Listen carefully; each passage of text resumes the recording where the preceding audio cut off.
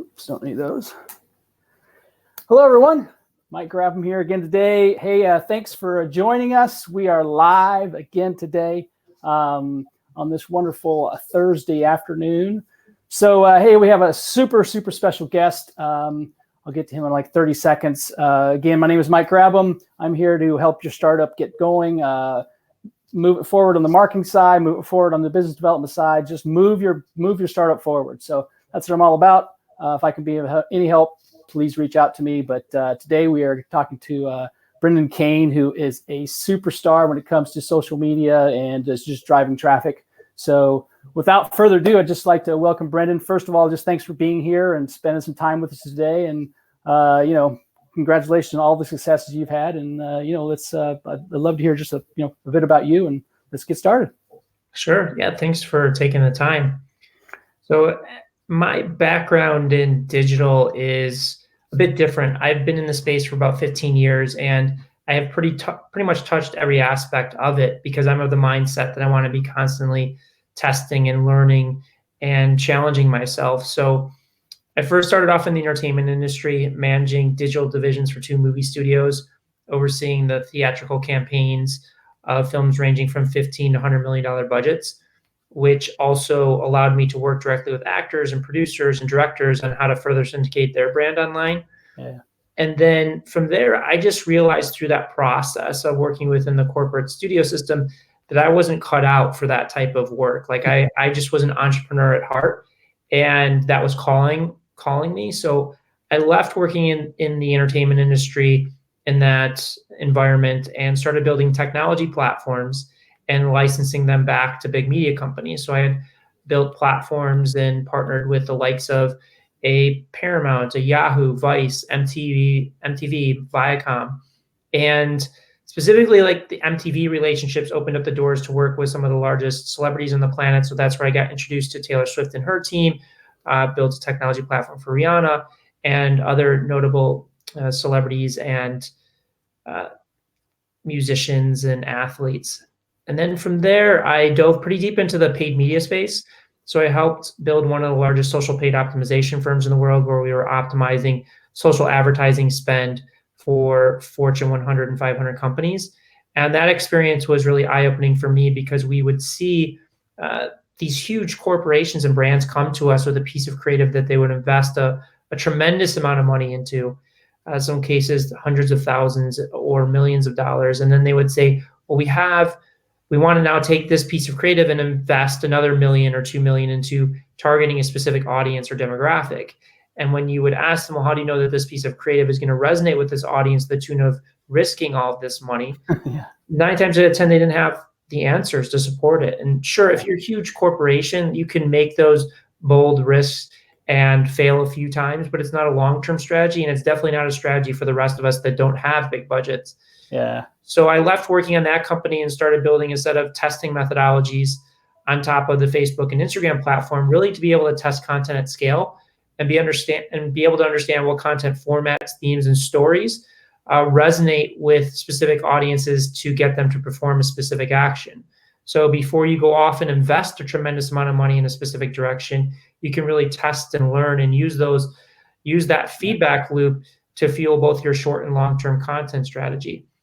And was seeing success using that with brands and corporations, and then really wanted to see, well, could this success also be applied to generating followers at scale? Because the interesting thing about my background is starting off in the entertainment industry, specifically movies, you're typically tasked with building a new brand from scratch in less than 3 months, unless you are promoting a huge sequel.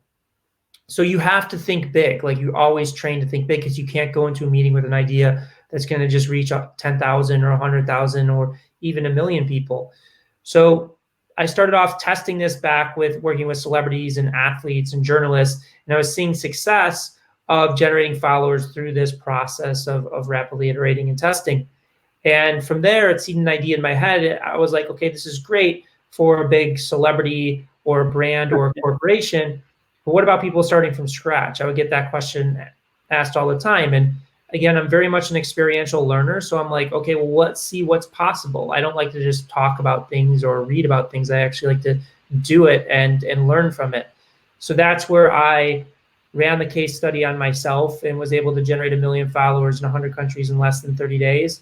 And that was the inspiration for the book that I published, and have been speaking around the world on that topic and just helping people from a social strategy perspective. But the entire process that I've developed works for anything. It works for generating followers, traffic, views, reach, engagement, leads, whatever it may be. So I think the short of it is my background is not really social media. It's more kind of innovation. And social media is just one thing I've happened to be focusing on over the past few years. Yeah. And what you've seen just in the last few years, how has it changed just in the last, say 3 or 4 years, like in that world for you? Like, is it a big drastic change, or is it a small change? Like, how's it changed for you, for Brendan? I mean, for me, I would say that it's been a drastic change in just terms of learning. Okay. There hasn't been a huge shift in the platforms. There are certain tweaks and things with the algorithms, and there's always going to be small tweaks like that. But typically, the viewpoint is from myself and the team that I have is, if you have quality content, you're going to rise to the top. That's just the bottom line.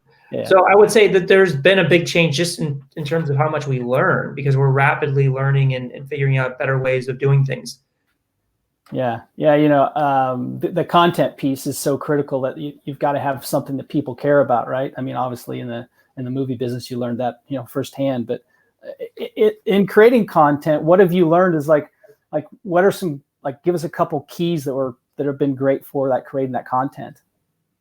I think one of the biggest mistakes people make when they're designing content, they're looking at it from their perspective and what they want to communicate, rather than looking at it from the person that's actually going to be receiving that content, that's going to be swiping up in the feed, and what is it that they want.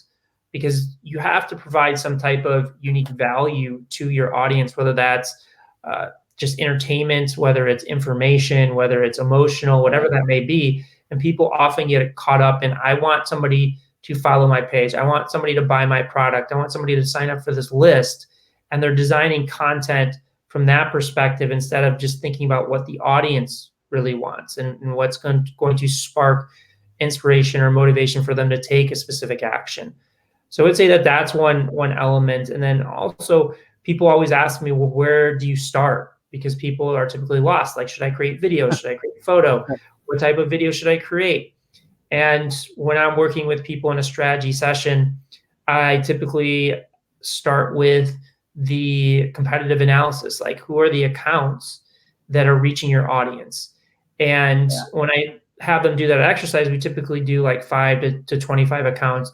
I want them to exclude the outliers of people that are on television or professional athletes, because they have so many other traffic sources that are funneling their engagement and growth. But focus on people that, obviously LinkedIn's smaller, maybe LinkedIn's like 50 to 100,000, but other social platforms, it's like people that have anywhere between like 200,000 to 3 million followers that have grown it based upon their ability to understand social media and content, and then study what formats and structures and themes are working for them and which ones aren't working. And if you do that across several accounts, you start seeing trends. And what I say is, don't steal people's content, but steal their structure and their format, because they've either figured out that structure or format from somebody else, because a lot of the formats have been around for years, or they've spent a considerable amount of time to understand what works and how to package content for the most effective communication of your message or your brand. Yeah, and obviously you're a big fan of video. I just saw the Muhammad Ali video. I thought that was great. Do you have to do video? I mean, is that like a requirement now? Listen, none of this is a requirement. I mean, I will say that even with social media, some people come to me and say, I hate social media, but I feel like I have to do it. And I'm like, just don't go down that path, because you're not going to be successful ultimately if there's no redeeming factor in it.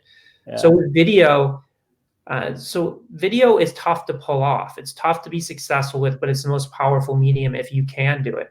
Now, all of the major social networks are valuing video at a higher rate in the algorithms and other content, like Instagram saying that they want to be 80% video in the next 3 to 5 years. So there is a benefit to going after video and getting really good at it.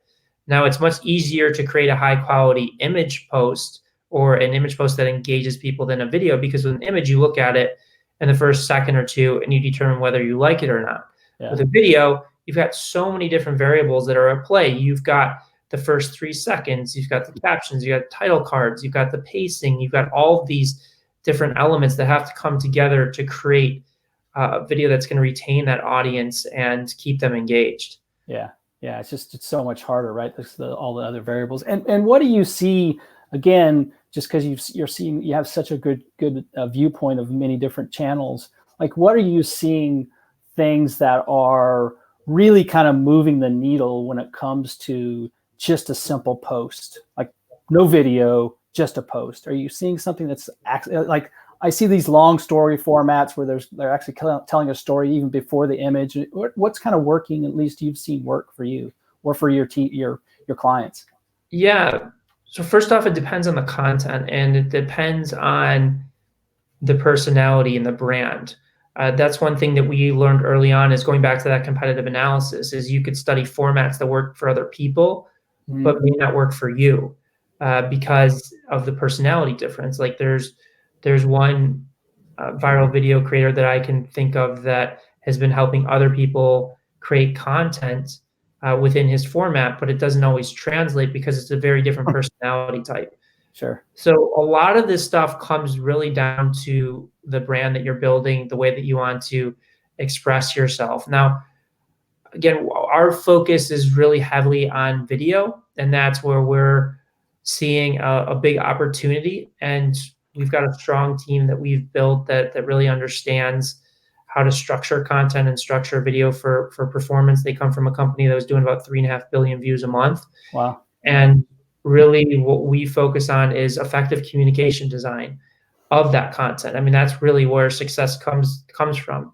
And on most of these platforms, you have to pay attention to the first 3 seconds, because that's where people are swiping up in their feed. You have less than that time. I mean, you literally have less than like a second to capture their attention as they're swiping their feed. So where we have success is really focusing on that first 3 seconds and setting a clear expectation and deliverable of what's going to happen in the video, and then making sure you deliver on it.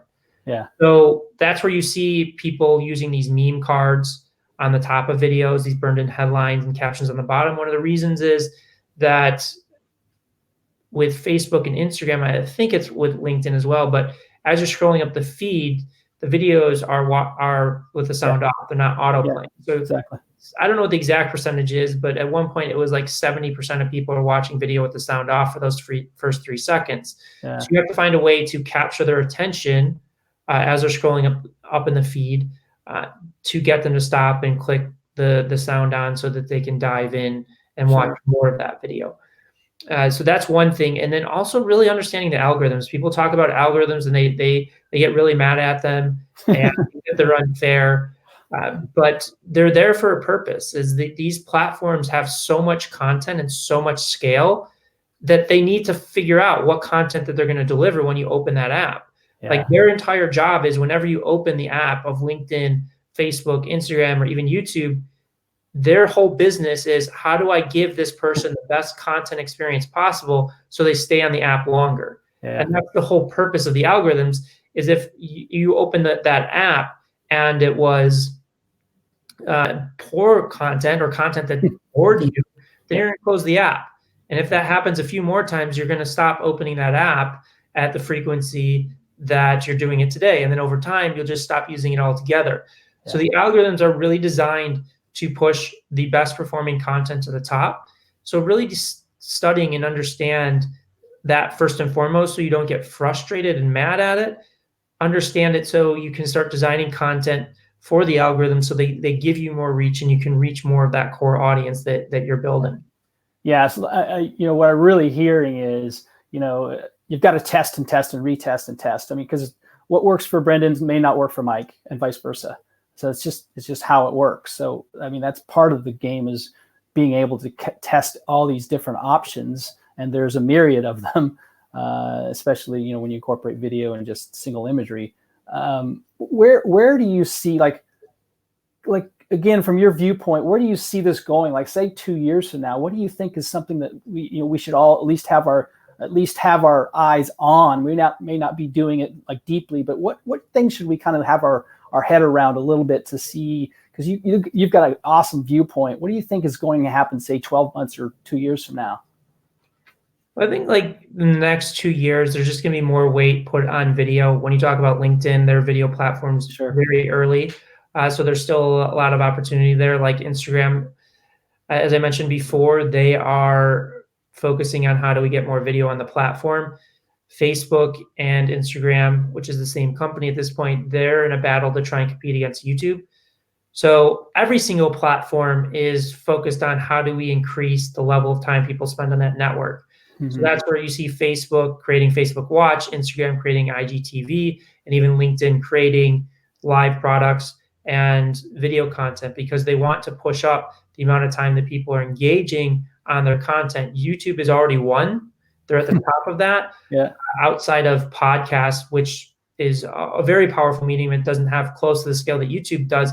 But YouTube is a long form consumption behavior platform. You can get somebody on that platform to stick around for 30 minutes, an hour, even 2 hours watching something. Yeah. And all of the other platforms are trying to emulate that behavior and capture it because it's so valuable.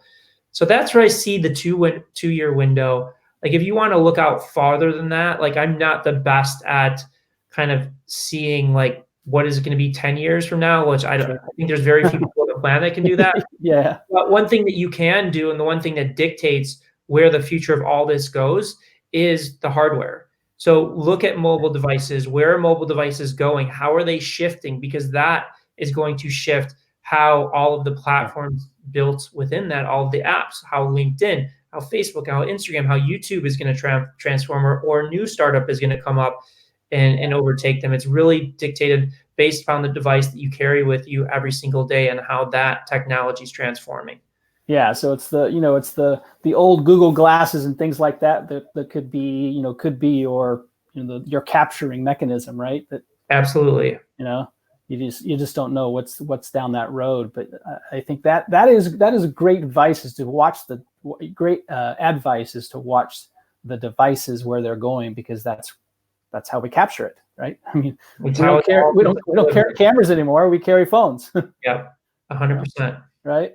So again, when we're talking about what I'm always looking like the next 6 to 12 months, like when we're doing video, when we're trying to capture that engagement, because especially on LinkedIn or any of the algorithms, it's really about engagements, like people sharing it, how long they're watching it, and how are we how are you kind of like giving people advice on that? Is it just more about test, retest, figure it out? Or are there some tricks that you've learned to help, that engagement piece? Is there something that we could do better as entrepreneurs of how can we engage our audience better? Obviously, if the content is a good match, then we would hope we would have some good engagement, right?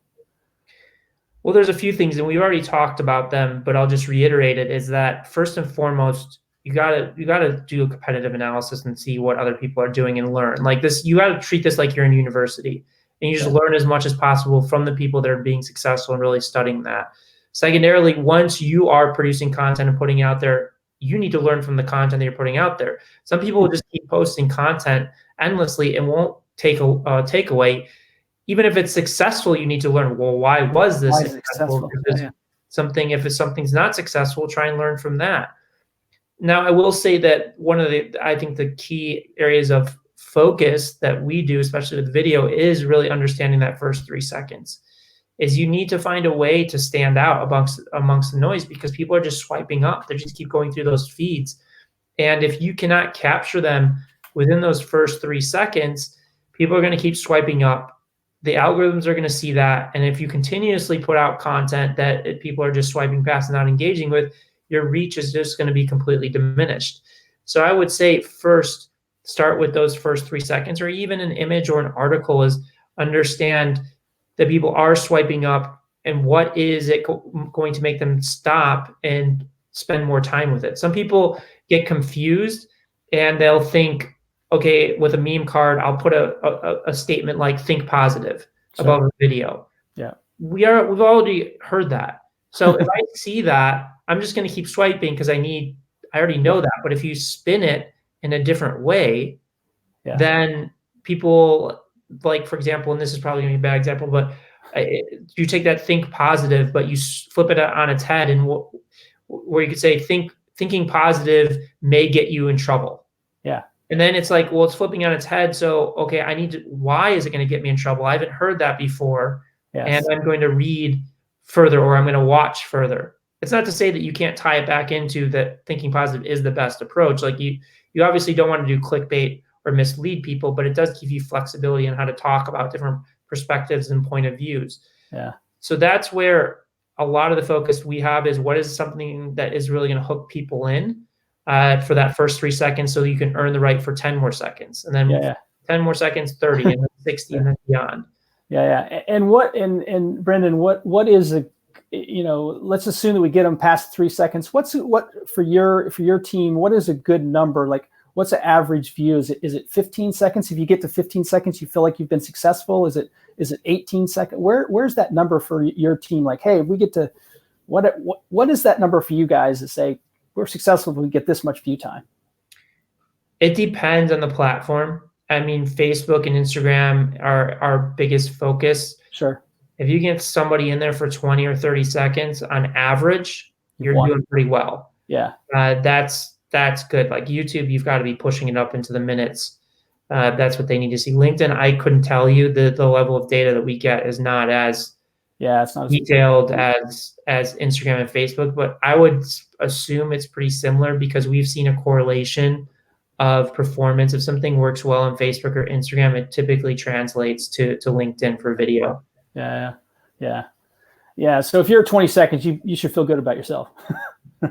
Yeah, and to some people, they'll be like 20 seconds. Like that is the world that we live in now. Obviously, you want to push that number up as possible, and that's an average. But that's when you're talking about Facebook, Instagram, and LinkedIn. That's how tough it is. Yeah. There's a lot of competition. So one of the things I loved about your book was you talked about the international piece of being able to obviously marketing to India is different than the Philippines or Australia or different countries, but one of the things you've been successful at is given that global audience, which is not Americans traditionally, they care about America, right? They don't really look outside of the borders as much as we should. What do you think are some ways that we could be more efficient with doing some outbound to other countries? Like, where have you seen some really, I would say, just things that you thought were moving the needle a bit, like from an international standpoint? Well, first and foremost, like it's for specific industries. Like if you're a local business, like going international is not going to make sense. Or if you're an e-commerce company that can only ship to the United States, it doesn't make sense. But my background started off in entertainment, movies, television, music. Yeah, so that's global. And when you look at just the movie industry, for example, 60-70% of box office is outside of the United States. Like movies are literally saved today by box office. Like if you want a good, fun exercise, go to a website like boxofficemojo.com and start looking at the top grossing films, and it'll break down domestic versus international.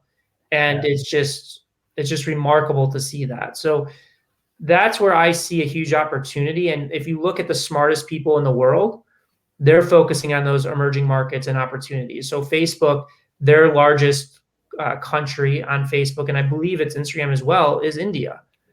India has 1.3 billion people in the country. It's probably going to be the world's largest population in 5 years. That's why so many people are focused on it. Like I was advising IKEA for a little bit, and they're investing $2.5 billion into India over the next 15 years.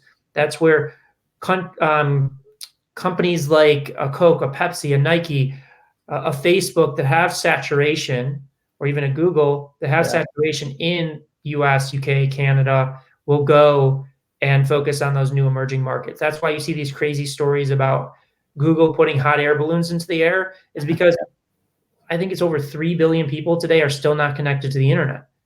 Like 3 billion people for a Google or Facebook, that's where their next scale is going to come from. You want to look at like one of the best case studies, WhatsApp, that the acquisition of, I think it was $16, $17 billion to Facebook. Mm-hmm. One of the biggest reasons Facebook acquired it for so much is that WhatsApp focused on emerging markets, focused on areas that were underserved in social media, in communication tools. And that's what made it valuable to Facebook, because they didn't have a foothold in those parts of the world, and made it attractive for them. So if you're in that business of technology, if you're in that business of entertainment, or places that you can really benefit from scale, that you don't have to necessarily ship things now, like you still can ship internationally, that's getting better. Yeah. Look at the opportunities there, because most people today, like you said, in the US, they'll be like, oh, India, they're not real people. They're not valuable. The scale is insane. Yeah. So that's where I see opportunity. That's where we're focusing a lot of time and effort and helping companies tap into those markets, and generate scale and reach. Because to me, it's you want to talk about the next 2 to 3 years. I think there's a window right now. I think after 3 years, everybody's going to catch on and be going after that. Yeah. And obviously, there's a different message you have to create when you're talking to India versus another country. It's they are unique. Same testing principles apply. That's once you have a solid foundation of testing, and that's why a big portion of the book and big portion of what I talk about is how to adapt that mindset and that process of testing at scale, because it can be used for anything. Yeah, no, it absolutely can. Well, Brent, I know you got a meeting to get to here in about 3 or 4 minutes, so I don't want to keep any more of your time. But first of all, thanks for just publishing your book. I think it's awesome. I've read the whole thing. It's great. So well done on that. Thanks for the effort to put that out. And quick question: why did you do that? Like, why did you write a book? Like, did you always want to write a book, or what was the reason we were? Yeah, I'd wanted to write a book for a few years, and my passion is really teaching people, inspiring, speaking, advising people on strategy. And I just saw a book as a great platform to do that from. And I was just waiting for the right hook point.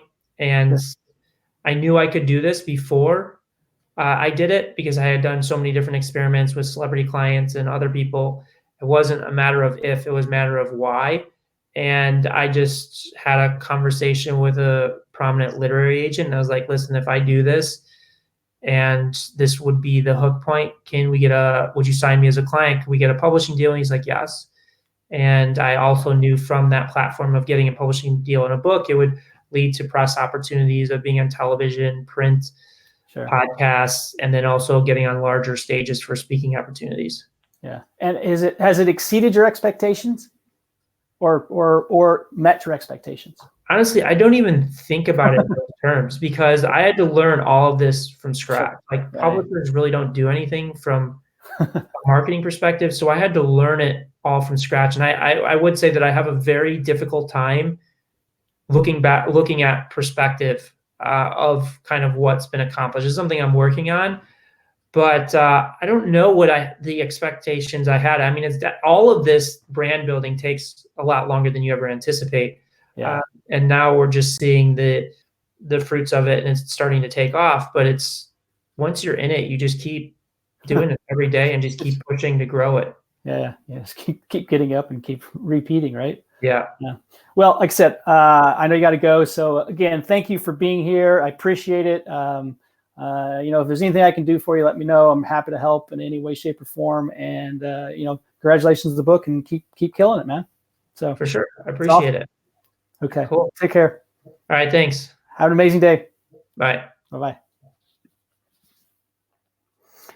So hey, Brandon was on the lot. Brendan Kane from he has just done some amazing work, over the last few years, especially in this book, The 1 Million Followers. So. If you want to pick it up, it's great. But he's doing some great work. Anything else? Like, if you have any questions, throw them in the comments. I'll be sure and get answers either from him or myself. And, thanks for being here. Hey, we're going to be on live next Tuesday. So put that down, mark it down in your calendar. I'll see you next Tuesday. So take care. Michael Grabham here. Have an amazing day. Bye-bye.